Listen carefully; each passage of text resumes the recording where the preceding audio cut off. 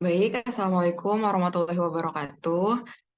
Selamat pagi, salam sejahtera untuk kita semua. Perkenalkan kami dari kelompok B, izin mempresentasikan tentang jurnal yang berjudul Ukuran Kinerja Keuangan dan Non-Keuangan, Bagaimana Pengaruhnya Terhadap Kepuasan Kerja, yang ditulis oleh Chong M. Lau dan Mahfuz Solihin.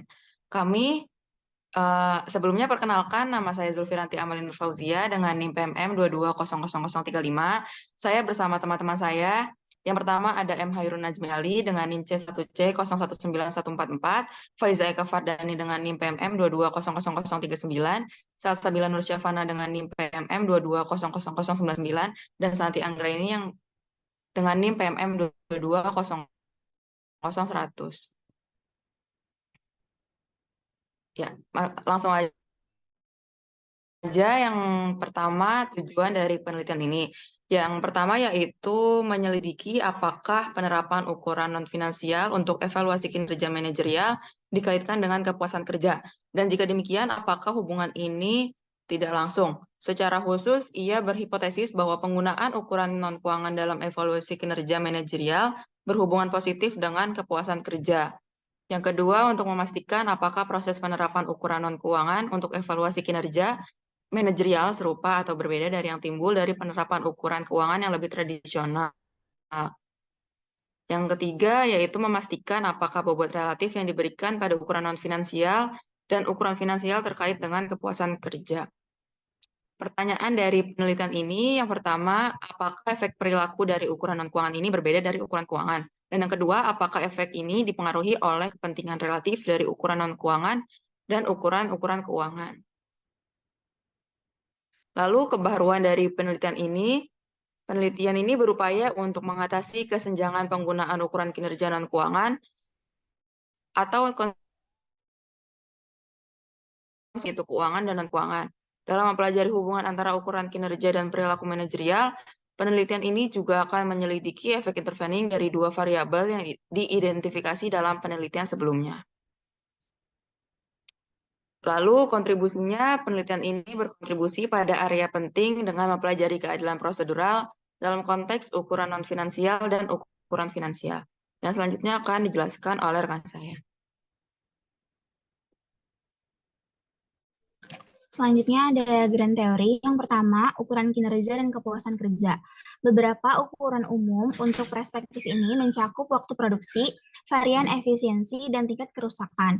Perspektif pembelajaran dan pertumbuhan mengidentifikasi infrastruktur yang harus dibangun organisasi untuk menciptakan pertumbuhan dan peningkatan jangka panjang. Yang kedua, ada ukuran kinerja non-finansial dan persepsi keadilan. Persepsi proses keadilan evaluasi kinerja adalah keadilan yang dirasakan dari semua aspek proses dan prosedur organisasi yang digunakan oleh atasan untuk menilai kinerja bawahan mereka, mengkomunikasikan umpan balik kinerja, dan menentukan penghargaan mereka seperti promosi dan kenaikan gaji.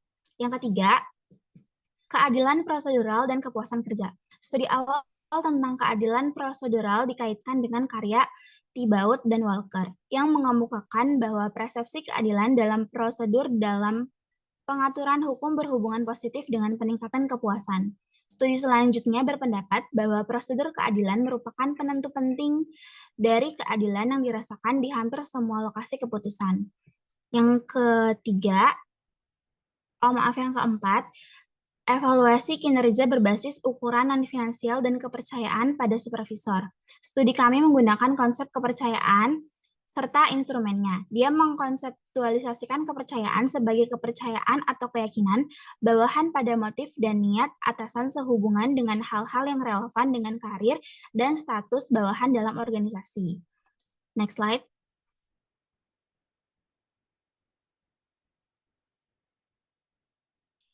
Yang kelima ada kepercayaan dan kepuasan kerja. Reina pada tahun 1999 mencatat bahwa secara langsung atau tidak langsung, kepercayaan terkait dengan kinerja individu, kelompok, dan organisasi. Hal ini mungkin mempengaruhi komitmen mereka satu sama lain dan karenanya pengalaman kepuasan kerja mereka. Yang keenam, kewajaran dalam prosedur evaluasi kinerja dan kepercayaan pada supervisor. Dua studi manajemen akuntansi Keduanya menemukan dukungan empiris untuk hubungan yang signifikan dan positif antara prosedur keadilan dan kepercayaan bawahan supervisor mereka. Yang ketujuh, ukuran keuangan sebagai kinerja. Beberapa peneliti berpendapat bahwa ini tidak berarti bahwa penggunaan ukuran finansial akan membawa konsekuensi yang merugikan. Yang kedelapan, kepentingan relatif dari ukuran-ukuran keuangan, yaitu mencatat bahwa walaupun ide penting dan menarik yang ditawarkan oleh sistem pengukuran kinerja strategis seperti balance scorecard, pengendalian keuangan yaitu pengendalian organisasi yang didorong oleh penggunaan ukuran keuangan akan terus berlanjut, menjadi alat manajemen yang penting karena sifat agregatnya dan hubungan langsungnya dengan tujuan utama organisasi untuk mencari keuntungan. Next slide. Selanjutnya ada hipotesis. Yang pertama, hubungan antara evaluasi kinerja berbasis pengukuran multiple non-keuangan dan kepuasan kerja bawahan secara tidak langsung melalui persepsi bawahan tentang keadilan dalam prosedur evaluasi kinerja. Hipotesis 2, hubungan antara evaluasi kinerja berbasis ukuran non-finansial dan kepuasan kerja bawahan secara tidak langsung melalui kepercayaan bawahan pada atasannya. Hipotesis 3, hubungan antara keadilan dalam prosedur evaluasi kinerja dan kepuasan kerja bawahan secara tidak langsung melalui kepercayaan bawahan terhadap atasannya. Hipotesis 4, hubungan antara evaluasi kinerja berbasis ukuran keuangan dan kepuasan kerja bawahan secara tidak langsung melalui persepsi bawahan tentang keadilan dalam prosedur evaluasi kinerja. Hipotesis 5, hubungan antara evaluasi kinerja berbasis ukuran keuangan dan kepuasan kerja bawahan secara tidak langsung melalui kepercayaan bawahan terhadap atasannya. Dan hipotesis terakhir, kepentingan relatif bobot ukuran-ukuranan keuangan berhubungan dengan kepuasan kerja bawahan melalui persepsi bawahan tentang keadilan dalam prosedur evaluasi kerja dan kepercayaan bawahan pada penyelia mereka. Next slide.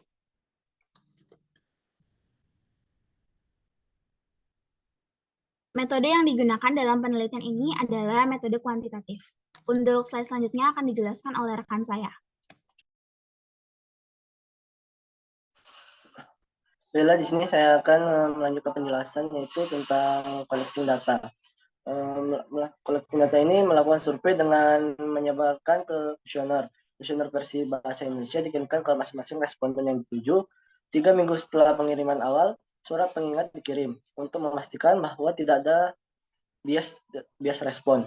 Tes seperti yang disarankan oleh Oppenheim dilakukan ukuran finansial dan non finansial. Ini melibatkan pemisahan sampel menjadi dua bagian berdasarkan tanggal tanggapan diterima dan melakukan uji untuk masing-masing variabel yang digunakan dalam penelitian untuk memastikan bahwa tidak ada perbedaan sistematis antara tanggapan awal dan akhir. Tidak ada perbedaan signifikan yang ditemukan untuk salah satu variabel. Next.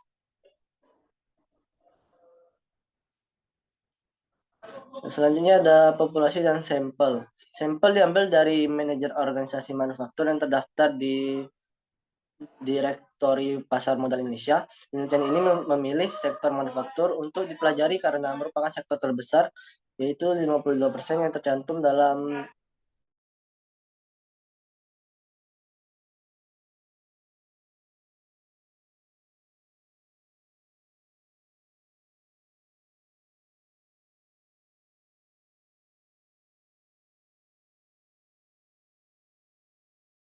enam perusahaan dengan karyawan kurang dari 100 dikeluarkan dari sampel untuk memastikan bahwa sampel kami mencerminkan hanya perusahaan besar di Indonesia. Ini memberikan beberapa tingkat kontrol atas ukuran organisasi dalam sampel kami. Next. Selanjutnya statistik analisis. Untuk menguji hipotesis ini digunakan model analisis jalur untuk menganalisis data. Baiklah, selanjutnya akan dijelaskan oleh rekan saya.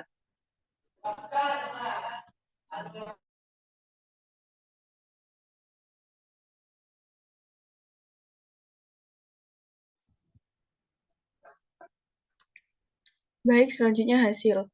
Hasil menunjukkan bahwa satu proses di mana ukuran keuangan ukuran non-keuangan mempengaruhi kepuasan kerja karyawan tidak berbeda dari ukuran keuangan.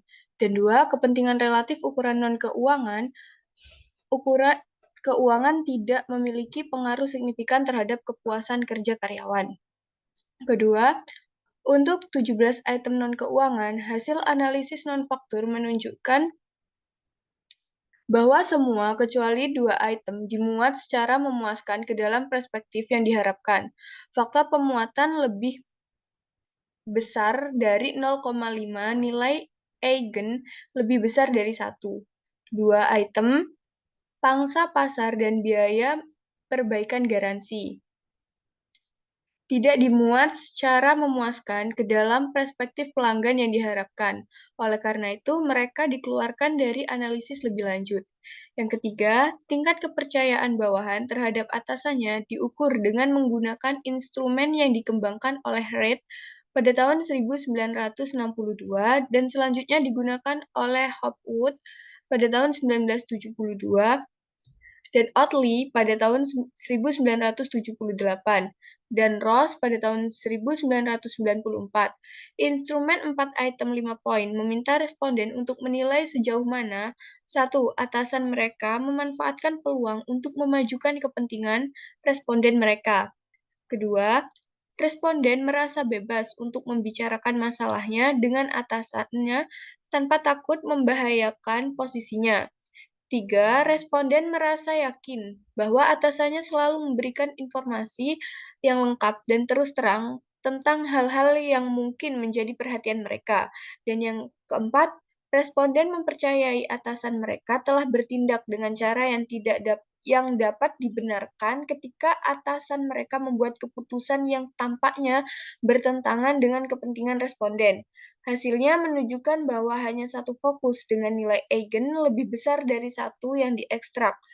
Nilai eigen Z2 2477. Total varians yang dijelaskan Z61,91%. Ini mendukung sifat unidimensi instrumen ini. Koefisien alpha Corbens untuk instrumen ini adalah 0,79. Next.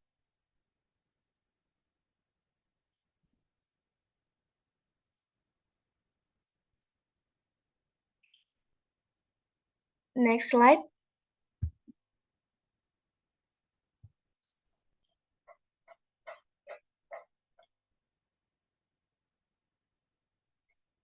Selanjutnya, hasil ini menunjukkan bahwa hubungan antara evaluasi kinerja berbasis ukuran non-finansial atau NF dan kepuasan kerja atau JS terdiri dari 2 efek. Pertama, ada pengaruh langsung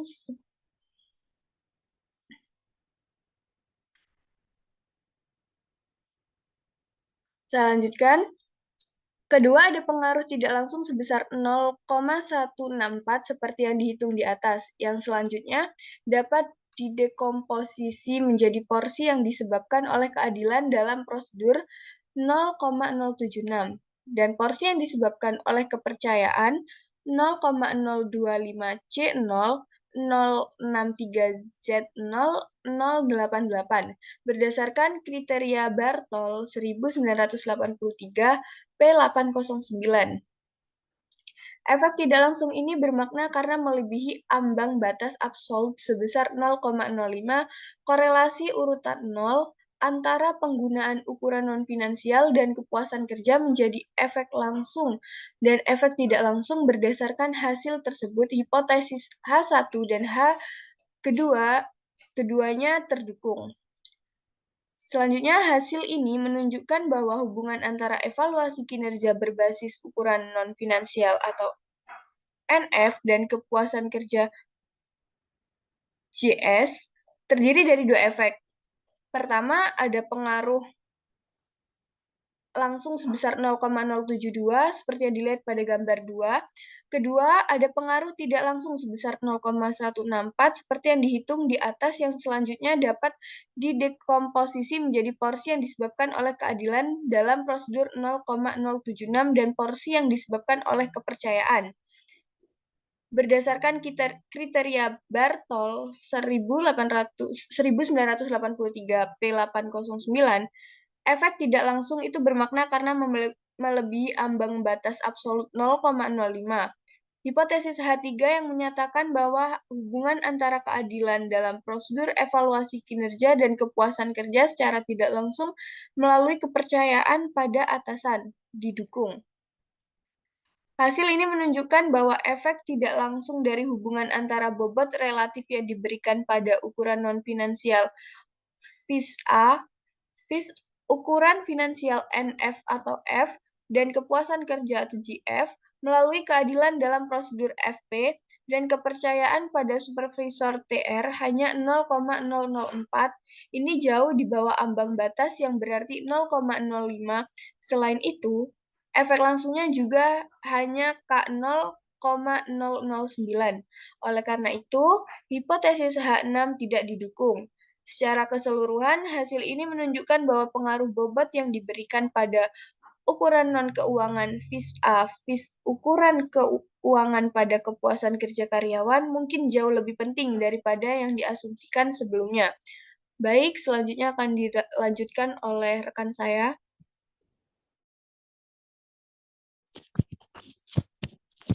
Baik, selanjutnya saya akan melanjutkan penjelasannya.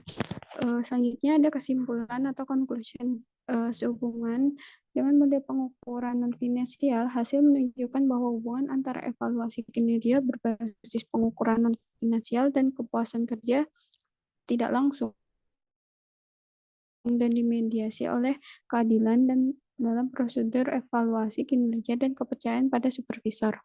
Hasil ini menunjukkan bahwa penerapan berbagai ukuran keuangan untuk mengevaluasi kinerja bawahan dapat mempengaruhi tingkat kepuasan mereka. Namun efek ini terutama disebabkan persepsi menguntungkan timbulkan langkah-langkah tersebut. Secara khusus, bawahan menganggap penggunaan ukuran non-finansial untuk evaluasi kerja sebagai hal yang wajar. Mereka juga menganggap mereka yang mengadopsi ukuran kinerja seperti itu dapat dipercaya. Oleh karena itu, ada peningkatan kepercayaan terhadap atasan yang mengadopsi langkah-langkah tersebut. Persepsi yang menguntungkan ini pada gilirannya dikaitkan dengan kepuasan kerja yang lebih tinggi. Kesamaan dalam hasil model pengukuran non-finansial dan model pengukuran finansial menunjukkan bahwa perbedaan dalam dua kategori pengukuran mungkin tidak berdampak besar pada perilaku bawahan, seperti yang diasumsikan sebelumnya. Kesimpulan ini diperkuat dengan temuan kami bahwa bobot yang diberikan pada dua kategori ukuran tidak berhubungan dengan kepuasan kerja. Temuan ini mendukung proporsi bahwa organisasi yang memiliki ukuran kinerja yang terdefinisikan dengan baik dan ditentukan dengan baik, terlepas apakah itu ukuran finansial atau ukuran non-finansial, menghasilkan tingkat keadilan prosedural dan kepercayaan yang lebih tinggi pada supervisor. Dan akibatnya, tingkat kepuasan kerja karyawan yang lebih tinggi daripada organisasi-organisasi dengan ukuran kinerja yang kurang terdefinisi dengan baik dan kurang terspesifik dengan baik. Next slide. Advance atau sampel akhirnya. Karena sampel kami dipilih hanya dari sektor manufaktur, generalisasi kami ke sektor non-manufaktur harus dilakukan dengan hati-hati. Next slide. Limitation atau keterbatasan. Pertama, ada keterbatasan yang terkait dengan kuesioner survei. Kedua, meskipun sampel penelitian ini diambil dari manajer yang masing-masing adalah kepala bidang fungsional, misalnya manufaktur, pemasaran, sumber daya manusia, dan administrasi. Jumlah tanggapan dari masing-masing subkelompok manajer kecil.